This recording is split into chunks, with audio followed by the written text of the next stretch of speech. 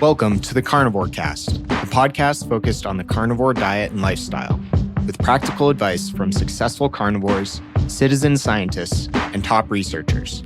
I'm your host, Scott Myslinski, and I'm here to speak with experts and experienced carnivores to get answers to your biggest and meatiest questions while helping you live your best life as a carnivore. This episode is brought to you by Element Electrolytes. This month, we are switching it up with an exclusive offer that's only for VIP Element partners, including Carnivore Cast listeners. You can now receive a free sample pack along with any regular purchase when you use my custom link at drinklmnt.com/carnivorecast. I'll provide it in the show notes as well. The Element sample pack includes one packet of every flavor. This is the perfect offer for anyone who's interested in trying all the flavors or who wants to introduce a friend to Element. Go to drinklmnt.com/carnivorecast to get this special offer and claim the deal. Element electrolytes are convenient, evidence-based, and delicious. They're used by Navy SEAL teams, Olympic weightlifters, jiu-jitsu athletes, and everyday people who want to make themselves better like you and me. Dr. Ann Childers is a child and adult trained psychiatric physician with a special interest in regaining the physical and mental health of children, adolescents, and adults through standard psychiatric care integrated with principles of nutrition and sleep. Dr. Ann has published numerous textbook chapters on nutrition's effect on psychiatry and is a member of the American Psychiatric Association. She's also an Air Force veteran. Dr. Ann's talks include concepts around how humans are carnivores and looking at the historical record to draw some of those inferences, as well as looking at different digestion anatomy between humans and other mammals. Welcome to the show, Dr. Ann. Hi, nice to meet you. Thank you for inviting me. Yeah, of course. Really excited to speak with you and wanted to just get to know you first. Like, tell me a little bit more about your background, how you became a psychiatrist and how you began drawing an interest in the connection between nutrition and psychiatry. Actually, I started out as a dog trainer. I was 14 years in the business of animal behaviorist as well as trainer, and started a school. Actually, we started seeing, I would say, a week in our facilities. Of course, I wasn't training all those dogs, don't worry. But anyway, it was a real education. And the thing that I noticed is that the dogs that were on the higher rated foods at that time were much better behaved. And also they were ready to learn. And I think since that time, dog food companies have caught on to that. And some of them will actually advertise ready to learn. But it was really obvious to me. The other thing is that the dogs on poor quality foods, I would see they would have fur that had dandruff and was kind of stuck together, oily. A lot of them, you could especially see these in the labs. And the dogs that were well fed didn't shed a lot. And they had just beautiful coats, almost like some of them with the long hair, almost like what you'd expect from a mink coat, that kind of texture and softness and condition. And those were the dogs that were also calmer. I noticed that the dogs that were on poor quality foods that had some of the features that I just mentioned. And I should also mention that they had dried out nose. You've probably seen that in a dog, and dried, cracked pads. Those animals were a lot of times more nervous and excitable than the dogs that were better fed. So it was really clear to me. And then as I got to thinking about getting into medical school, because I felt like I had, at the time, I had probably topped out on what I could know about training dogs. So I'd sort of reached the limit. That limit is almost infinite now. There's so much more literature on dog behavior now than there was then. So I thought that I would just go ahead and apply to medical school because I had thought about that for a long time. And anyway, so dog behavior became human behavior, especially children, because a lot of what you see, especially in young children, they can't describe it to you. You have to watch their behavior. to see what's going on. And I started experimenting. Actually, one time I can tell you about this one child who was extremely hyperactive, so hyperactive in my office that she was into every drawer, into every waste paper basket. She was just so busy and she didn't even talk, right? And she was about 3.5 years old. So she should have been chattering, but she wasn't. It's almost like she was so intent on being busy that there was no room for any other function. And her mom had her on a leash because she had been crawling out of windows the explanation she finally gave is she wanted to go to the store and get a princess dress. So I knew she could talk. It's just that her brain was probably going, miles a minute. So what I did, this is what I recall that we did, because this is many years ago, is I figured out what she was eating for breakfast, especially, and also what her meals were during the day. I did not want to put her on any kind of medication. I mean, these kids are so young. You have to really stop and think before you start thinking medication in someone in that developmental stage. So I said, okay, she's eating Fruit Loops. And at the time, it was before 2009 when the Smart Check program fell out of favor. Smart Check was supported by university nutrition departments and others, and of course, the large corporations. And they would put a green check on the box, bottle, or container of any food considered to be healthy. And one of the foods considered healthy was, are you ready? Fruit Loops. And that is what this poor mom was giving her child. She was giving her Fruit Loops, right? As many parents who came to me were doing at the time. So what I did is I said, okay, no more Fruit Loops. We're going to do bacon and eggs. We're going to do meat and dark leafy greens. I basically got an order for an iron test because so many children that age are low in iron. And when iron is deficient long-term, and by the way, iron is very rich in red meat and very bioavailable, and especially in liver. So you can imagine that all these people who believe that red meat had fallen out of favor, they were not giving their children or themselves rich sources of iron. So I said, she's going to eat red meat and she's going to eat bacon and eggs and she's going to get fat. So she's going to get basically a low bulk diet, not a fiber rich diet, but a low bulk diet because she has a tiny stomach and we have to get as much nutrition as we can before she gets full. And then I said, meat and dark greens for lunch, meat and dark greens for dinner. And it was an adjustment. But about 2 weeks later, it came back and I was kind of holding my breath, wondering what happened, right? Oh, I also gave her a Flintstones children's vitamin, right? And some fish oil. And so anyway, she comes back and she's off the leash and she's holding her mom's hand and they're coming down the hall toward my office and she sits her on her lap and her child just sits comfortably and is very attentive about what's going on in the room. But before we even reached the room, she said the most remarkable thing because I had actually gotten a blood sample, which is really hard on a 3-year-old. And she looked up at me and she said, Dr. Childers, what did you find in my blood? So obviously this is actually a smart little kid, right? She just was mute because her food was so deficient. Yeah. And it reminded me of what I was seeing in the training arena.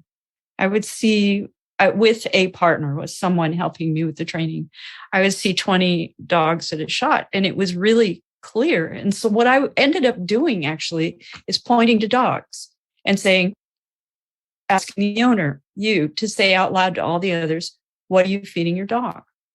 This. And I did it only for the dogs that looked really good. I didn't want to shame anyone. I just wanted to point out that the reason that these dogs look so great and behave so well is because they were on a high quality diet. And I never went wrong. I could point them out. It was so easy to see. Well, I think we should start looking at humans that way. I think we should start figuring out what it is, what the ideal diet is for a human, which, by the way, is to be determined because none of us knows. But we're getting pretty close now. It's coming. But we have to figure out what humans need. And then we have to make sure humans have access. And I think if America has that luxury of really eating well, it'll be amazing what happens. And there's a lot to it. There's a lot to learn. So what I'm going to say in this hour in which you and I are joined for this podcast will not be complete by any means, but I will try to give as much detail as I can so that those listening have an idea of how I'm thinking about this. And by the way, I don't expect to be right in every category. So, and I don't expect to be believed in every category, but I do think I can give you some pretty good supportive literature, whatever is needed. Yeah, said like a true scientist and a true clinician. I like that. Thank you for sharing that story. That's really fascinating. And then how did your understanding and your study of nutrition evolve from there? This episode is brought to you by Optimal Carnivore and their new Brain Nourish. Brain Nourish is the ultimate whole food nootropic supplement to build a better brain. They've combined grass-fed beef brain and lion's mane powder in a groundbreaking formula. These two ancestral superfoods have been used for centuries as a nootropic to improve brain function and overall mental well-being. Now available for the first time together in convenient capsules. You can get 10% off your order by going to the link in the podcast notes or in my Instagram bio and using the code carnivore10, all one word, at checkout. Each serving has 1,500 milligrams of organic lion's mane mushroom extract and 1,500 milligrams of beef brain. They only use 100% real mushrooms, organic fruit bodies, which are rigorously tested and for active compounds. The beef brain is sourced from the highest quality regenerative farms in New Zealand. Check out the link in my bio or in the show notes to get yours today. Well, I got sick. Basically, when I was in med school, which I graduated med school at Oregon Health and Sciences University in 1992. So back then we were taught by some people who had a book on the subject about eating a low-fat, high-carbohydrate diet. And they really drilled it into my head that saturated fat was evil. And I think saturated fat is still regarded that way now, but there are different kinds of saturated fat. And I've got lots of caveats, but I won't go into that right now because I think it just get confusing. But anyway, so I just eliminated all fat from my diet. I went in feet first, which I usually do. And by the time I was 45, I had severe osteoporosis. And I also had malabsorption. I had a lot of things. Some of this was because of my own personal genetics, as with everything. But some of it was because I was actually so carbohydrate addicted by that time that I almost left no room for anything else. And I think I understand what happened there. And I think it happens to more people than just me. I think carbohydrate addiction is a thing. And what most people don't realize is that they know that added sugar is not good. And so they know to look at the packages to get rid of added sugar. But what they often don't realize is that refined carbohydrates turn to sugar immediately. And by refined carbohydrates, I'm including skim milk. I include cereal, breakfast cereals. Vast majority of breakfast cereals fall in this category. Any highly processed foods. These things turn to sugar in the bloodstream. And it's clear to see. A lot of us have access to continuous glucose monitors now. And I recommend to the audience that they search around online for companies who would love to sell them one, whether they have diabetes or not. A lot of times, just a week or two of information from a continuous glucose monitor can change your life. It really can. You actually see what your meal does in your bloodstream. So important. So anyways, so I didn't know all of that. And I trashed my health by being just severely low carb, but also becoming severely sugar, and this includes cereals and starches, addicted. And so I knew I had to change something, especially after I had a stroke in the early 2000s.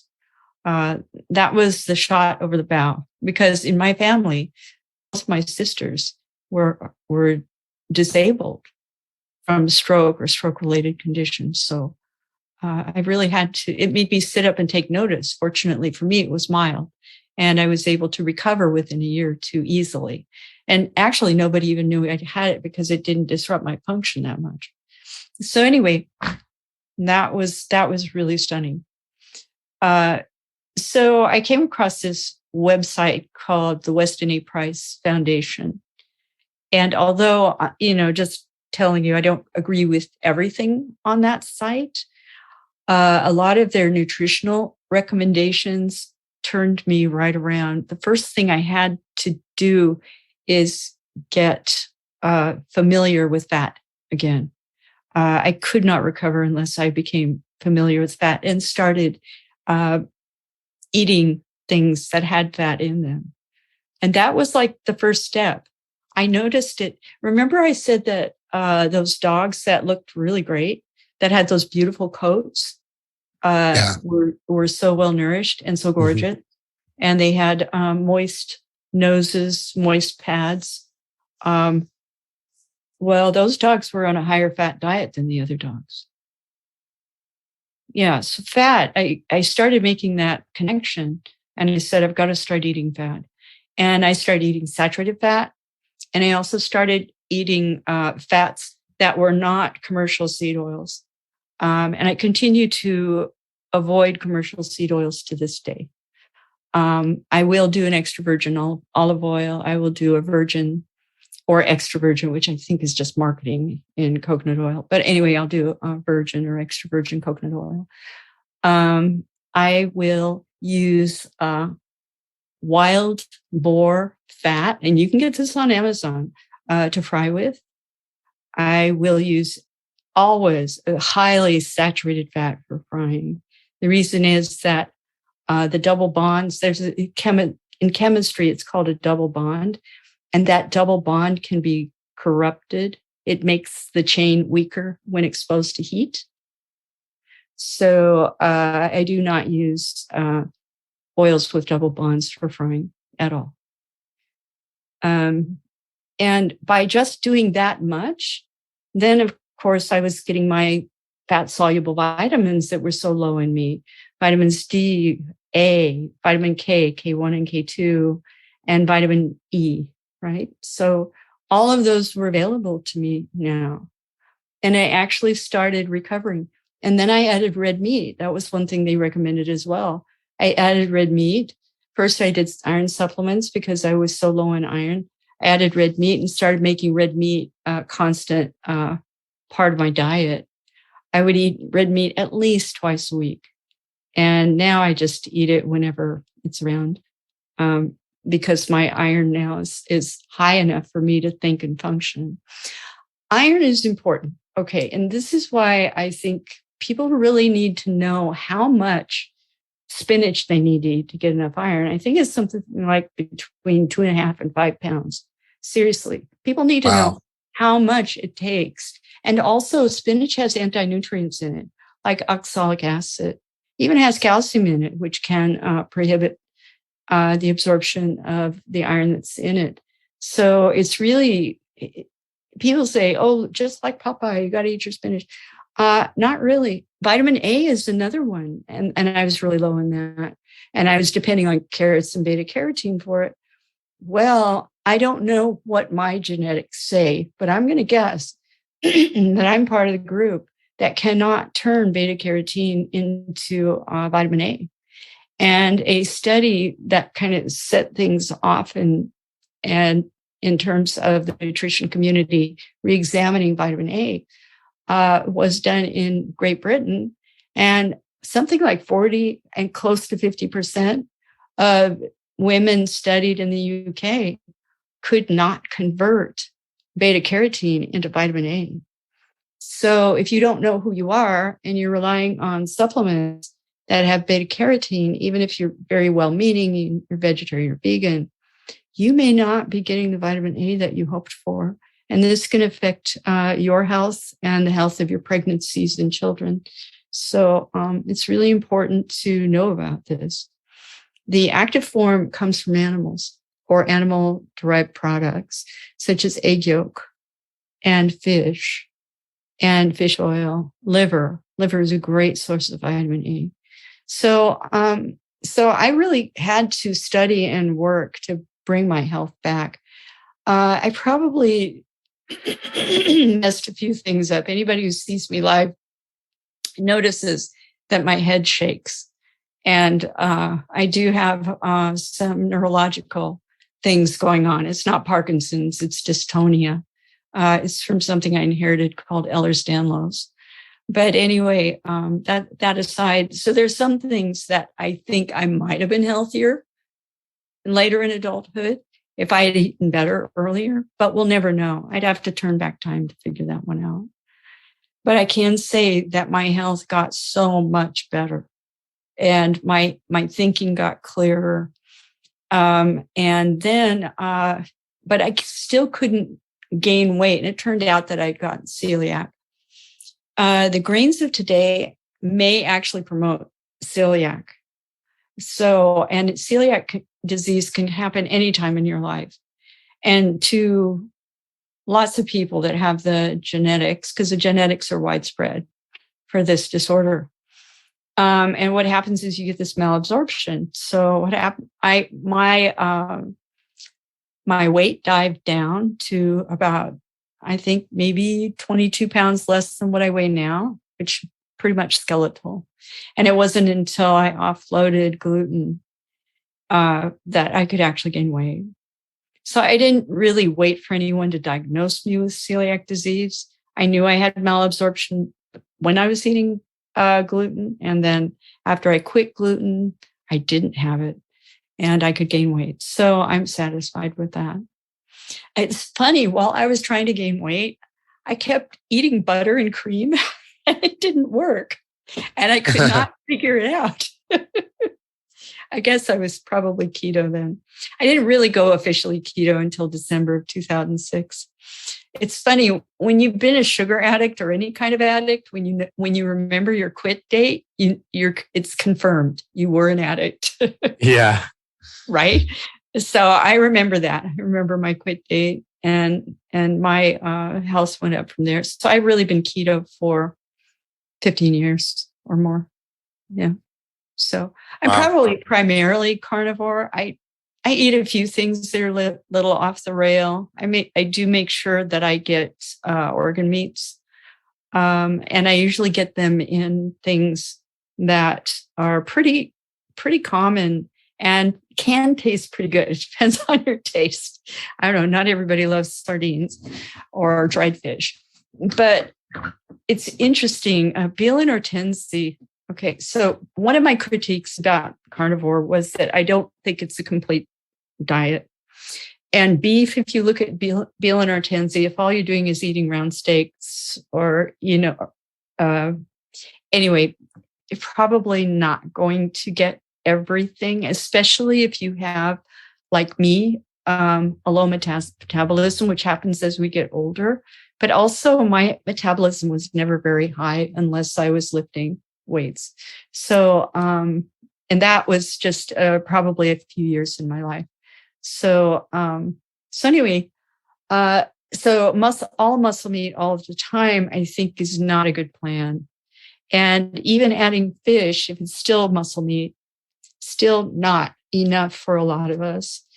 Beal and Hortense on March 7th of this year published on micronutrient density in foods. And what they did is they put out this chart. They picked 6 micronutrients that tended to be low in the US and also, in English speaking countries, North America and Britain. And one of them is not necessarily low in the US because the folate basically is supplemented into grains. That's how we enrich grains here. So we probably don't have that problem. But the other 5 are short. And if I could remember, I know it was iron and it was, I think, maybe zinc and folate and B12. And anyway, I would have to look at it. Sorry. But if you go into, it's called priority micronutrient. Just Google priority micronutrient density in food. Google that. You should come across it. It was March 2007. BEAL and Ortenzi, ORTENZI. And you can get that paper for free. And you'll get some amazing charts. And what I noticed about the chart that they produced, they color coded it. So the dark green is the richest and the light green is next rich. And then they had, different colors. They had yellow for being low, not as rich. And what I found is that animal-derived foods were at the very top. They were considered prime nutrition, and liver was the richest. The only thing that was missing from the liver, calcium. Calcium was one of the things. Vitamin A was one of those as well. But liver was rich in every single nutrient that tends to be low in the US, except calcium. That was the only thing that was missing. And then if you wanted to get calcium from an animal-derived source, because that was the richest, even over and above milk, you could get it from sardines with bone in, or you could get it from canned salmon bone in, or you could get it from dried fish, like they have in Asian countries. It's pretty chewy, but I thought it was okay. But those are easily, what should I say, bioavailable sources of calcium because they're bone in. And the ones that are canned are often cooked in such a way the bones are quite soft and easy to absorb. So really what they were kind of implying, even though they weren't, that was not their message. It was just their finding. All right. There's a difference. Some people have a message they want to give when they do a research, but basically what these people did is just went through the various nutrients in various foods and rank ordered them. That information has always been available. So they just rank ordered it. And when they rank ordered it, what they found is that offal was like number 1, and that would be liver, spleen, kidney, heart. These things are underutilized in the US. And because a lot of us, myself included, are squeamish about some of these things, I came to the conclusion that maybe we should bring back sausages. Nobody knows what's in it. And if it's well spiced, you'll never know what it was. You might just like it, right? But also it could put a little spring in your step. I found that true with liver for me. If I eat liver the day before or the day after, I really feel like I have more energy. There's sort of an X factor in liver that makes me feel good. And I had to learn to like it, by the way. I used to feed it to the dog when I was growing up. And the dog was really healthy, and I ended up having anemia and lots of problems by age 12. So I know it did great stuff for the dog. And later on, I found out it could do great stuff for me. I just had to get used to it somehow. Anyway, so that's my spiel. I really think that everybody who's doing carnivore right now should take a look at veal and ortenzi and see what sorts of things they can find that will add to their nutrition. Yeah, I think that's a great perspective. And I feel the same way about liver, by the way. When I have it, or when I have, sometimes when I can't get fresh liver, I'll have liver supplements. I feel a lot better and a lot more like energetic and upbeat. And we also feed our dog a mix of organ meats as well. She eats completely raw. And yeah, she has a great temperament. People give us compliments all the time on her coat and how she keeps her color. So yeah, it definitely does make a difference. A total difference. Even just changing a meal and leaning toward low carb or less carb in the morning can make a huge difference. And even before the organ meat, if people just who are eating just regular standard American diet, SAD. Anyway, little joke there. Yeah. Anyway, people eating standard American diet, even if they just did a ditch the carb at breakfast. In fact, Men's Health wrote an article. Something about why to ditch the carbs at breakfast, right? And it talks about the energy and all this stuff. So I think if we rolled back time and went back to before cereal was invented and went back to some of the farming days where people would eat things like, I don't know, chitlins and all kinds of chitlins, by the way, is really rich in choline, something that is really hard to get in the American diet. We don't make enough to sustain ourselves inside our bodies. So we need choline as from the outside. And when people started throwing away their egg yolks and getting rid of chitlins and organ meats, they were throwing away a lot of that choline. And choline is essential for nervous system health. And also women who are supplemented with folate, for those women who are listening to this who are pregnant, even if they're supplementing with folate and taking prenatals, if they're not getting choline, they still could have a spinal problem in their infant. So it's really important to embrace that egg yolk. So anyway, we need to kind of roll back time and eat that really rich carbohydrate-free breakfast. And then for those of you who are not low carb or keto or carnivore, at lunch you will probably have to introduce some carbohydrates, or you're going to feel washed out by the afternoon. You're probably going to feel like you have no energy. But that strategy yields a lot of benefits. One of the things it can do is, all right, turns out we don't need carbs at all. Ask any Inuit up in the Arctic, or if they were still around, we could ask Ice Age humans. You don't need it. You really don't need carbs. Getting along without carbs takes a while, and you may be a month adjusting to that. But once you're adjusted, you don't need it. And the reason you don't need it is because, okay, I think in terms of drugs. So you have a short-acting drug like Xanax, which is highly addictive. And then the lesser addictive drugs are the ones that are long-acting. But the long-acting ones also keep you from having withdrawal during the day because they're on for quite a bit of time. Very similar with something like Cheerios, okay, or Wheaties, or any of these very highly refined grains. It doesn't matter the brand. Any of these highly refined grains are going to give you a sugar spike because they turn rapidly into glucose and they just shoot up and then they drop you and then you don't feel well. In fact, you're probably hungry less than 3 hours later. You're kind of circling the drain. And this is happening to your child at school too.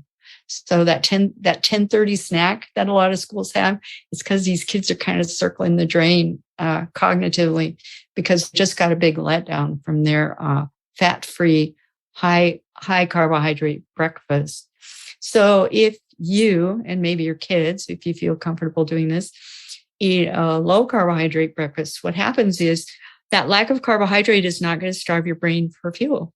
Yes, the brain does need glucose for fuel, but what a lot of people don't realize is that glucose could come from the protein in your meal that morning.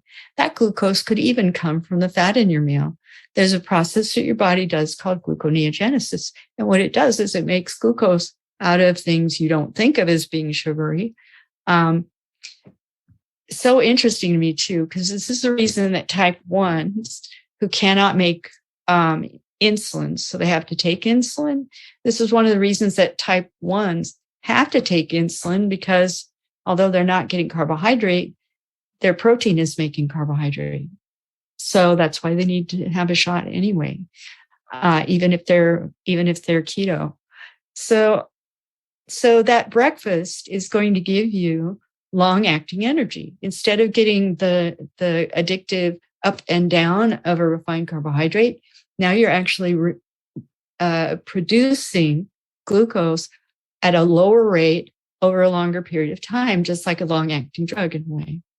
So it's going to keep you having more energy in the morning, better cognition. Your kids are probably going to do better on their tests, and also more energy. Because when you have a letdown from that carbohydrate, you're not going to have much energy. You're not going to be able to think very well, get really fuzzy, foggy headed. And if you tend to get high blood sugar, when you're up in the high blood sugar zone, brain fog, everyone complains of that. So, and then hypoglycemia, shaky, distractible, irritable, kids act out in school. Yeah, hypoglycemia is a thing. It's low blood sugar. And when you have low blood sugar from giving yourself a shot of a very refined carbohydrate, then you're going to feel pretty awful. So, so lots of benefits to just a keto breakfast. And then if you start adding organ meats to your diet as well, you're going to find that you actually do feel a little bit friskier, a little happier over time. So there you go. Yeah, that's great. And Dr. Childers, can you talk a little bit about some of the writing you've done, like textbooks and in other places, and how your work is perceived by the rest of the psychiatric community? Do they oppose your views? They welcome them? Are people more open to it? How do you find that? Well, actually, it's interesting you asked that question because I didn't know how they took it. I do know that the AMA, who reviewed one of my articles in 2011, said, "Oh, this is so interesting about blah blah blah," and then nothing really came of that. But so to give you an idea, I think if people Google my name and go to images, you'll probably see this woman in long blonde hair all over the place that has my name. That's usually me. Anyway, Ann Childers. So I'm an extreme introvert, and so I kind of sit behind my computer and do, like Twitter, and then I'll write something or write a chapter or something, and it gets out, and I don't realize how many people actually read what I write until I think it was 2018. There was a company that looks into social media and said I was basically one of the top English-speaking female doctors on the topic of diabetes and metabolism-related health subjects. So I don't realize that. And then I get this email from the American Psychiatric Association saying, "Will you speak next spring?" And I said, "Of course I will." So I guess now people are starting to become interested. And I think in large part it's because of people like Chris Palmer at Harvard, who are pioneering nutritional psychiatry. And so now that that's out there and the potential has been seen, I think we're getting a lot more agreement and a lot more, consideration for our points of view. So, like I said, I don't expect people to totally agree with me. But I got to tell you, I am standing on the shoulders of giants. I don't make this stuff up. I'm standing on the shoulders of giants. And although I may put it together a little differently, there are giants in the fields of anthropology and also nutrition and metabolism, biochemistry. Richard Feynman comes to mind. I'm standing on the work of other people. So I can't really take credit for it all, although I could take credit for my quirky point of view about it. Anyway, so I think I'm getting recognized in a positive way. And my philosophy is that if people don't see it now, maybe it's wrong, or maybe it's right, but people are just not ready. You see, I never know until it all pans out. But so far, I can tell you that my point of view has really benefited me and my family. So I'm hopeful that the direction I'm going in is true. Yeah, I mean, I think you're being modest in saying that you're only standing on the shoulders of giants. I think you've contributed quite a lot. And I wanted to talk a little bit about, I think most people have probably seen your pinned tweet on Twitter of the graphics that are worth 1,000 words of showing the different digestive organs of different animals. Can you talk a little bit about some of your work that leads to the concept that humans are carnivores? Yeah. I'll preface this by telling you, I just mentioned I have Ehlers-Danlos. And Ehlers-Danlos, we tend to be on the spectrum from ADHD to autism. I don't know where I fit. I know for sure I have the ADD. I may have a little bit of quirkiness, but anyway, eccentricity. But I think the problem with ADD is it makes it really hard to get through standard schooling where you have to sit at a desk, right?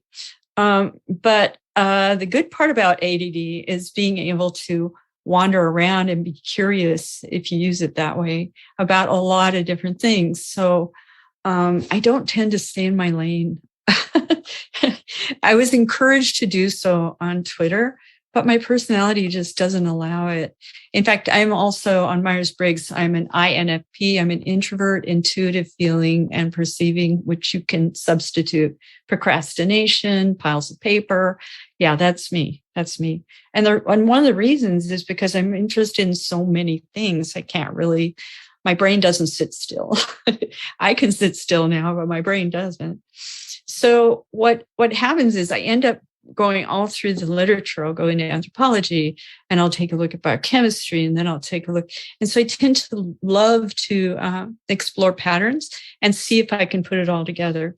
Weston A. Price actually got me started on this.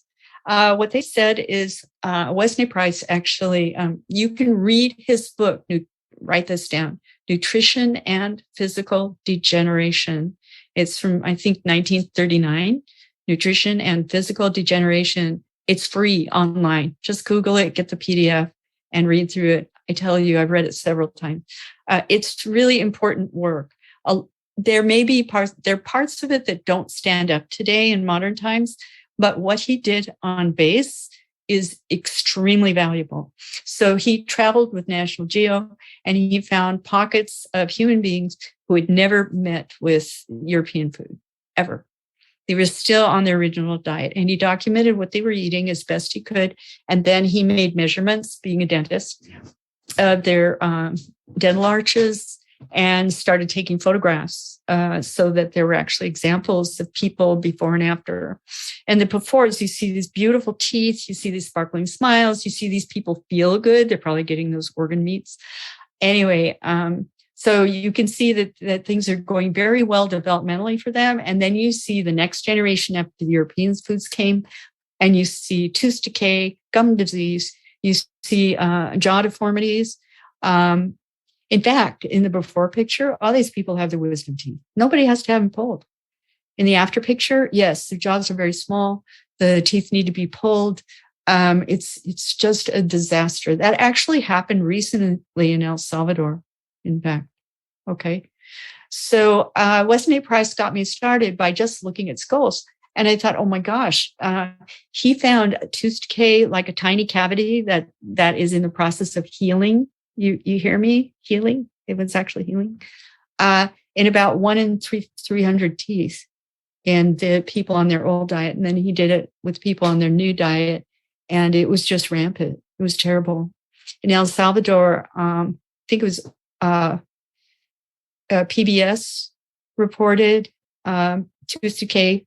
If you just Google children tooth decay El Salvador PBS, I think you'll find it.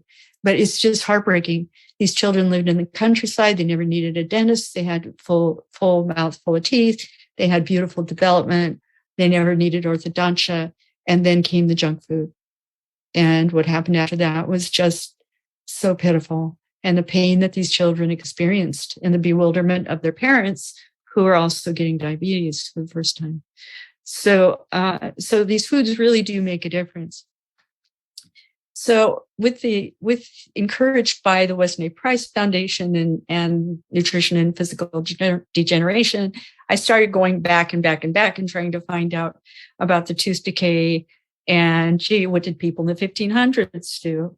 I even came across some information. I wish I could find it because I've had a hard time finding it since, where a lot of times you'll see these paintings and they won't smile. And one of the reasons they may not smile is because their teeth are all black. Or they've had their central incisors, which are those beautiful front teeth and the upper jaw, pulled because they're afraid of abscesses. And abscesses, because of how they were eating, were actually getting into what they call the triangle of death. Triangle of death is the middle of the face. It's kind of a conduit for carrying infection to the brain. And people can die of their abscesses if they are hit the incisors. So people actually preemptively would pull their teeth. So even though we have a long history of eating these highly refined carbohydrates, we don't do well with them. And Philippe Pujol up at University Washington in Seattle. Yes, University of Washington, Seattle. I think he's still an associate professor there. I'm not sure, in dentistry.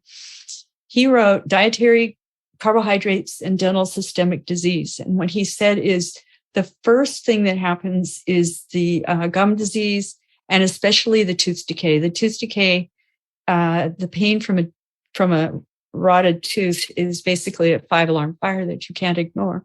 But if you do manage to ignore it, if you just fix it and keep eating the same way, you will have lots of non-communicable modern diseases later on, chiefly type 2 diabetes. Okay, so he made the connection that Weston A. Price made between the food and the modern diseases that we suffer from. That said, we are living longer, okay? But we also have dentists and doctors, and we have supplements, and we have lots of things that help us to live longer. And we have widely available food. We don't have to hunt it anymore and maybe fall off a cliff or get eaten by a tiger. So we do live longer, and that's true also for persons in the polar regions who used to eat a traditional diet, but now are eating processed foods. However, we pay the price for it. So our quality of life is not as good. And then going back even further in time, remember I was talking about the gut. We made some kind of a turn that no other primate did that I have studied. All right. And I haven't studied them all, but I can tell you that we are different from any other primate. So sometime if you believe in evolution, during our evolution, we became different. And it may have started with some ancestors who contributed to our DNA. If you think of our DNA as kind of like a river, and you think of all of these creatures as tributaries to the river, that's kind of how we evolved. It wasn't a straight line. We didn't go from monkey to human. It's not the way it went. But if you look at all these contributors, for example, Lucy, who was in Ethiopia, she was the first one. Australopithecus afarensis is her real name. She was found in, I think, the Ethiopian area, which is the northeastern part of Africa. And she looked like a first grader, and she looked an awful lot like an ape, but she was bipedal, so she could actually walk on 2 feet. And she was a scavenger, which is the first thing that happened when humans were introduced to meat. And we were introduced through her lineage and that contribution to our DNA, if that makes sense. So she actually was using stone tools, and she made perfect rectangles in bones, carving out the calcium from the bone. She also, one of the bones they found that she and her tribe had been working with had 2 parallel marks. That, as far as we know, was a time of rapid brain development. So she was already into geometry that early on. And then later on, as our brains began to grow, we began to lose hair and develop sweat glands, and we became joggers. And we became taller as well, by the way. So we would be jogging after animals that could not sweat, but we could. So we had natural air conditioning. So we would basically wear the animal down. And there's a beautiful example of that on the BBC has a beautiful example of that. And I think if you key in persistence hunting, you'll see something about an 8-hour hunt.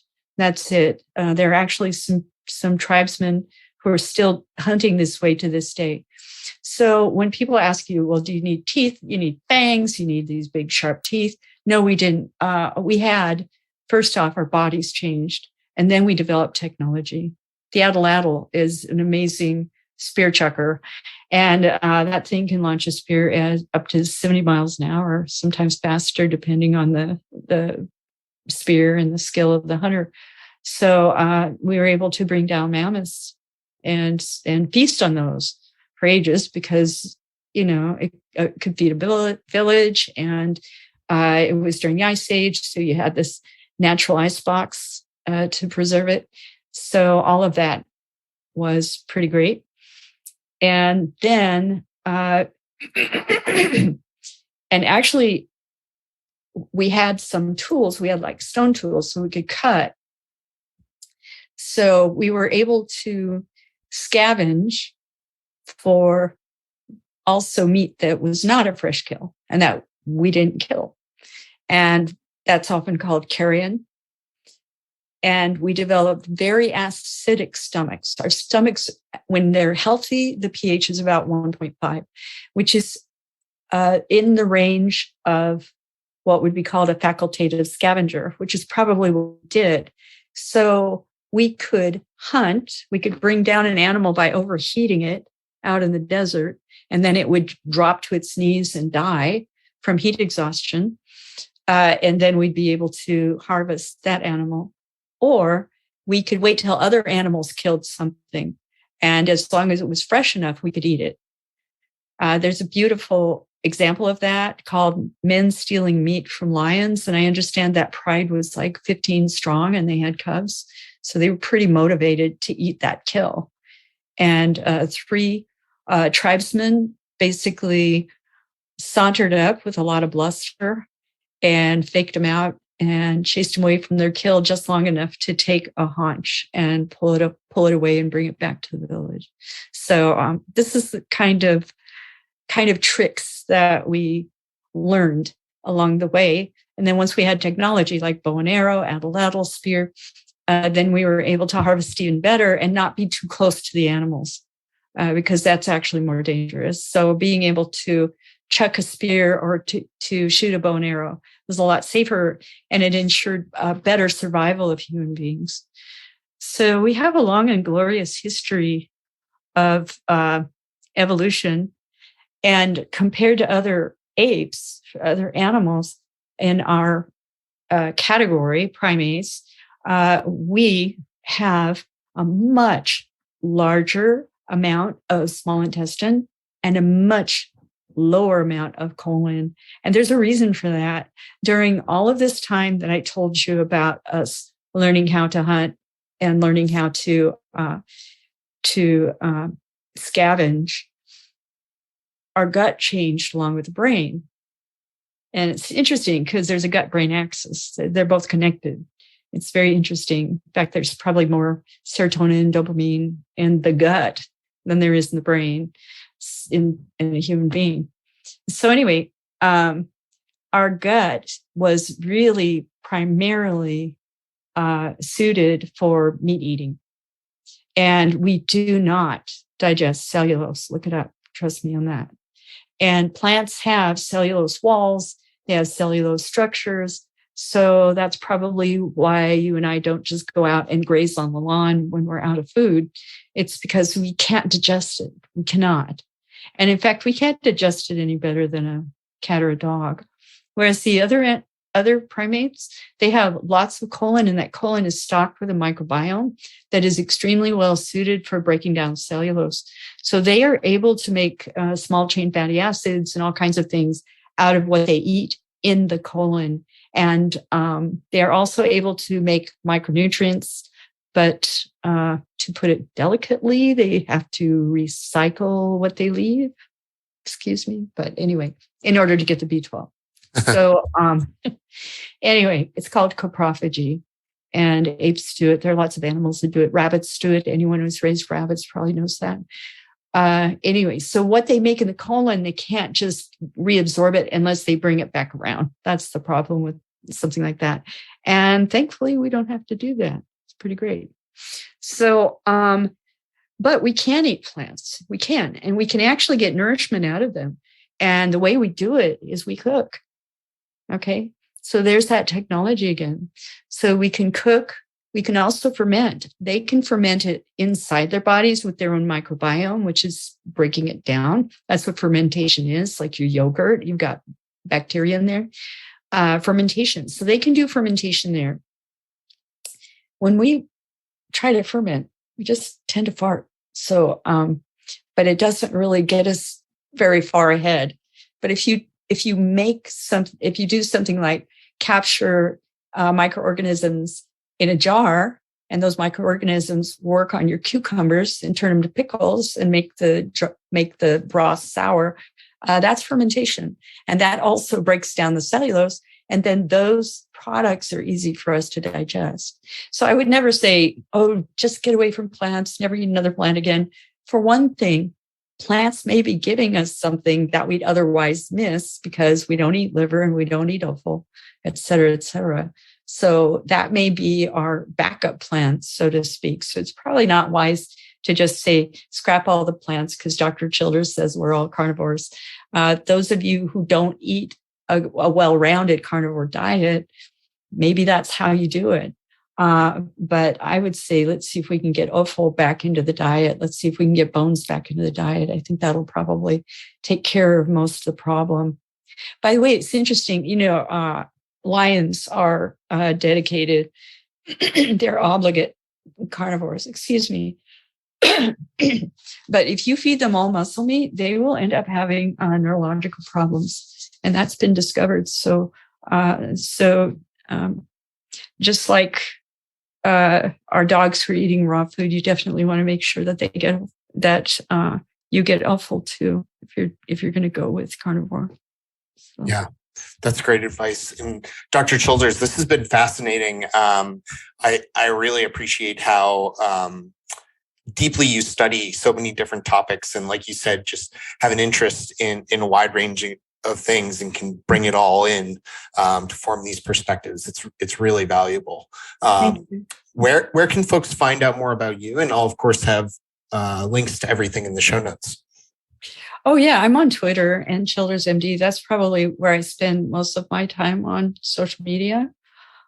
You can also find our practice with some papers, if you want to read a few things, at lifebalanceinw.com. That's LIF as in Frank, E, B as in boy, ALANCE, N as in Nancy, W.com. It stands for Life Balance Northwest. And we've got some papers there that might be of interest to you as well. Great. Well, this has been fantastic. Thank you so much for your time.